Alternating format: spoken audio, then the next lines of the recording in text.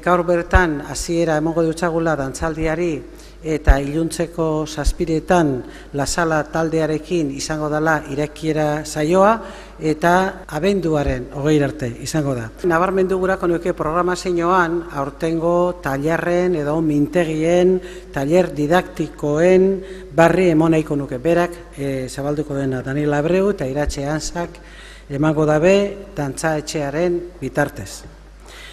Hau dana da elkarlana, bakarlariak direnean be alkarlana izaten da eta dantzaldia bezalako ekitaldi edo jaialdi batetan askoz gehiago.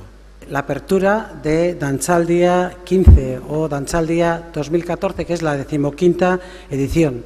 Es una nueva cita del Festival de Danza Contemporánea que se inaugurará hoy mismo a las 7 de la tarde en la Sala Recalde y estará en Bilbao hasta el 20 de diciembre y se desarrollará en diferentes sedes. Solamente decirles que el acto de apertura de esta tarde correrá a cargo del grupo vasco La Sala. Si les quisiera citar los talleres didácticos que impartirán Daniel Abreu y Iratxe Ansa a través de Dantzabiz, que es la danza etxea de Vizcaya.